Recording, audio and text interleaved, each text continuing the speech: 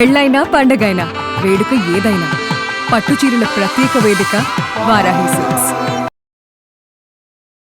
నమస్తే, welcome to Suman TV. నేను పద్మిని. ప్రస్తుతంతో పాటు ప్రముఖ ఆధ్యాత్మికవేత్త, దత్త ఉపాసకులు, శ్రీపాద శ్రీవల్లభ దత్తపీఠం వ్యవస్థాపకులు శ్రీమతి లతా దత్త గారు మనతో పాటు ఉన్నారు. మాట్లాడదాం. నమస్తే అక్క. నమస్తే పద్మిని. అక్క, ముందుగా మీకు రాఖీ పౌర్ణమి శుభాకాంక్షలు అక్క. పద్మిని, నీకు మన సుమన్ టీవీ ప్రేక్షకులందరికీ కూడా శ్రావణ పౌర్ణమి మరియు రాఖీ పౌర్ణమి శుభాకాంక్షలు. Thank you so very much. అక్కలకు కూడా కట్టేసి ఉంటే అది ఉంటే బాగుండు. మీకు శ్రావంతి గారికి అందరికి కడేసేదా? అంతేనంటావా? ఏం లేదు, ఆ. అది లైవ్లీ బాండింగ్. అంటే నేను నీ కోసం ఉన్నాను అని కూడా కట్టొచ్చాక, కట్టచ్చా? నేను నీ కోసం ఉన్నాను మిస్ అని అయ్యానే. బాండింగ్. అది రక్ష, అందుకే రక్షాబంధనము అంటారు. మీకు కట్టడానికి నాకు ఎక్కడ వీలుంటుంది? మీరు ప్రతిసారి పిఠాపురంలోనే ఉంటారు. శ్రీపాదుడి దగ్గరే ఉంటారు మీరు. అవును.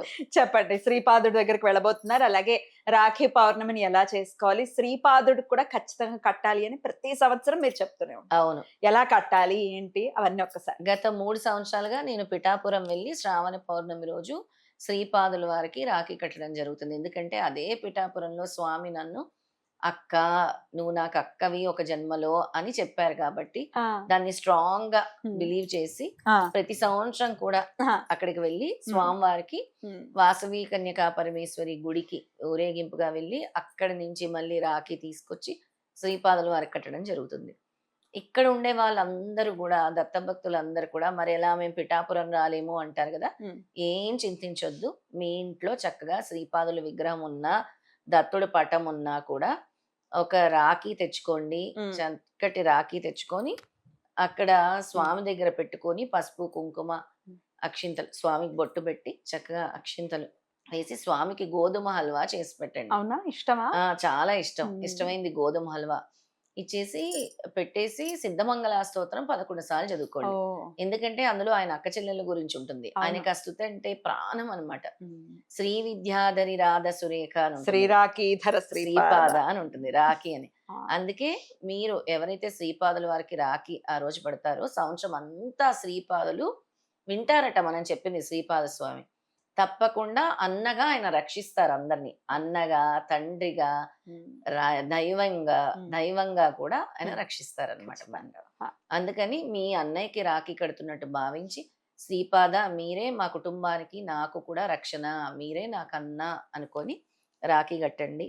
చక్కగా సిద్ధమంగళ స్తోత్రం 11 సార్లు పారాయణం చేసుకోండి. గోధుమ హల్వా పెట్టండి. ఆ విధంగా స్వామికి పూజించండి. ఆ రోజు ఎవరైనా అన్న సమానులు వస్తే శ్రీపాదుడికి ఏ విధంగా అయితే బీరకాయ పప్పు ఇష్టమో ఆ బీరకాయ పప్పుతో వాళ్ళకి పెట్టండి భోజనం. ఎవరైనా మీ అన్న సమానులు ఎవరైనా ఉంటే, అన్నయ్య గాని తమ్ముడు గాని, వాళ్ళకి మీ ఇంటికి పిలిచి భోజనం పెట్టండి. చాలా మంచిది అనమాట. రైట్ అక్క. అయితే ఏ సమయంలో రాఖీ కట్టాలి అనే సందేహం కూడా ఉంది దాని గురించి. ఆ రోజు శ్రావణ పౌర్ణమి ఉదయం 8:30 లోపలే మనం రాఖీ కట్టాలి. 8:30 లోపల. 8:30 దాటితే మళ్ళీ మనకి ముహూర్తం పనికి రావట్లేదు. పౌర్ణమి కూడా వెళ్ళిపోతుంది కాబట్టి బిఫోర్ 8:30 రాఖీ కట్టుకుంటే చాలా మంచిది. 8:30 లోపలే మీరు శ్రీపాదులకు కూడా రాఖీ పెట్టి పూజిస్తే మంచిది. అలాగే శ్రీపాద శ్రీవల్లభుని అష్టోత్తరం కూడా చేసుకోండి, మంచిది. ఇంకా అవకాశం ఉంటే ఎక్కడైనా మేడి చెట్టు ఉంటే ప్రదక్షిణలు చేసుకోండి. మేడి చెట్లు ఉంటే కూడా ఆ రోజు చాలా మంచిది. ఎన్ని ప్రదక్షిణలు చేయమంటారు? 27 ప్రదక్షిణలు గాని, 108 ప్రదక్షిణలు గాని. అలాగే గాయత్రి జయంతి ఆ రోజు. అవును, చాలా చక్కగా గుర్తు చేసావు పద్మిని. గాయత్రి మాత, గాయత్రి మంత్రం కూడా ఎంత ఇంపార్టెంటో శ్రీపాద వల్లభులు శ్రీపాద శ్రీవల్లభ చరిత్రలో చెప్పడం జరిగింది. మీరు అవకాశం ఉంటే ఆ రోజు గాయత్రి మంత్రం చదువుకుంటూ చిన్న ఫైర్ రిచువల్ చేయండి. మీరు కాపర్ది తీసుకొని అందరు చేస్తున్నారు కదా, లేదంటే కర్పూరం వెలిగించైనా ఒక 9 సార్లు గాయత్రి మంత్రం చదువుకుంటూ నవధాన్యాలు గాని వేయండి, లేదా హోమద్రవ్యం గాని వేయండి. ఏమీ లేదనుకోండి మీ దగ్గర, మీరు మామూలుగా మీ ఇంట్లో ఉండే ద్రవ్యాలు తీసుకొని కూడా వేయొచ్చు. అంటే ఎలాంటివంటే, మీ చెడు పోవాలనుకోండి పౌర్ణమి రోజు కూడా, అంటే అమావాస్య రోజే చేయాలని అనుకోవద్దు. ఆవాలు, నువ్వులు ఇలాంటివి తీసుకునైనా చేయొచ్చు. 3 సార్లు అయినా వేయొచ్చు కర్పూరం వెలిగించి. అలా వేసినా సరిపోతుంది. ఇప్పుడు చిన్న చిన్నవి హోమగుండాలు ఇట్లా కాపర్ దొరుకుతున్నాయి. ఇలా చిన్నగా తీసేసుకుని అసలు ప్రతిరోజు కూడా మనం చేయొచ్చు. 5-10 నిమిషాలకు మించి పట్టదు.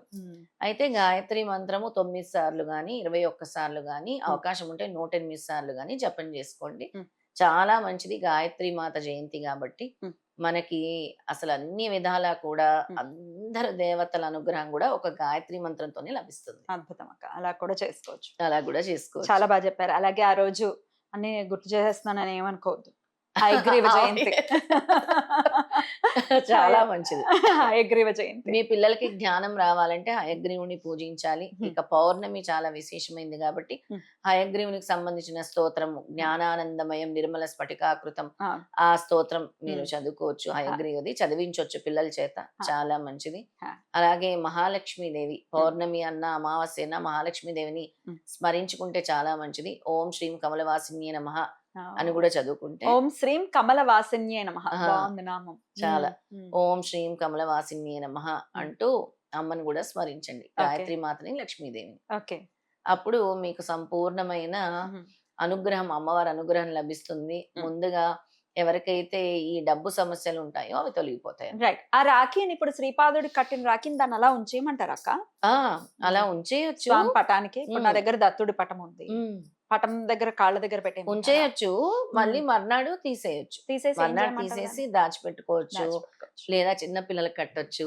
చిన్న పిల్లలు ఉంటే ఇంట్లో వాళ్ళకి కట్టొచ్చు, చాలా మంచిది. ఓకే. అయితే ఆ రోజు చాలా విశేషంగా మనకి రాఖీ పౌర్ణమి వచ్చింది, హయగ్రీవ జయంతి వచ్చింది, అలాగే గాయత్రి మాత జయంతి వచ్చింది. ఇన్ని కలిసి వచ్చాయి అన్నమాట ఆ రోజు. అవునక్క.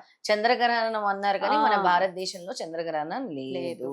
టెన్షన్ లేదు, అసలు టెన్షనే లేదు. చంద్రుని చూడొచ్చా లేదా, చంద్రగ్రహణం ఉంది, ఇలాంటి అపోహలన్నీ తొలగించుకోండి. సో ఆ చంద్రగ్రహణం అనేది లేదు. ఓకే. అది రైట్ అక్క. ఆ రోజు సాయంత్రం కూడా మీరు పూజించుకుంటే చాలా మంచిది ఇంట్లో. అవునా? ఇంట్లో లక్ష్మీదేవిని నేను చెప్పాను కదా, ఓం శ్రీం కమలవాసిని నమః అని జపం చేసుకొని అమ్మవారికి పాలు తేనె నైవేద్యంగా పెడితే చాలా మంచిది. రైట్. ఆ పాలని మీరు రాత్రి పడుకునేటప్పుడు స్వీకరించవచ్చు. ఓకే. మీరు లాస్ట్ టైం చెప్పారు తేనెని అమ్మవారి దగ్గర పెట్టి ఒక వారం రోజులు మళ్ళీ దాన్ని తీసి. ఎగ్జాక్ట్లీ, అది తంత్రం, అది లక్ష్మీ తంత్రం. నేను చేస్తున్నాక చాలా పీస్ ఉంది ఇంట్లో. అసలు బాగా వర్క్ అవుతుంది పద్మిని. నువ్వు చేసిన తర్వాత అందరికి కూడా చెప్పది. అలా నువ్వు 6 శుక్రవారాలు దాటిన తర్వాత చాలా చేంజ్ వస్తుంది. ఇంత వెండి గిన్నె తీసుకోండి, దాని నిండా తేనె నింపండి, అమ్మవారి దగ్గర పెట్టండి. ప్రతి శుక్రవారం మార్చండి. ఆ తేనెని చీమలకు వేయండి, మర్చిపోకండి. చీమలకు వేయండి, లేదా ఏమైనా ఇలా చెట్టు దగ్గర వేసేసినా తీసుకుంటాయి. మళ్ళీ తేనెని ఫిల్ చేయండి, నీట్ గా గిన్నె కడిగి ఫిల్ చేసి పెట్టండి. అలా 6 వారాలు చేసిన తర్వాత మీరు చాలా చేంజ్ చూస్తారు, చాలా డిఫరెన్స్ చూస్తారు. Amazing, amazing. ఈ పౌర్ణమి రోజు కూడా పెట్టుకోవచ్చు, ఎందుకంటే శుక్రవారం పౌర్ణమి. ఆ రోజు నుంచి ఈ తేనెది స్టార్ట్ చేయండి. మీరు చాలా డిఫరెన్స్ చూస్తారు. ఫైనాన్షియల్ గా చాలా ప్రోగ్రెస్ ఉంటుంది. Lot of wealth and prosperity కూడా అమ్మవారు మనకి ఇస్తారు. బ్యూటిఫుల్. అలాగే ఇవ్వాలి. అందరూ కూడా చాలా సుఖ సంతోషాలతో ఉండాలని మనస్ఫూర్తిగా కోరుకుంటూ కృతజ్ఞతలక్క. నమస్తే. నమస్తే. జై గురుదత్త. శ్రీ గురుదత్త.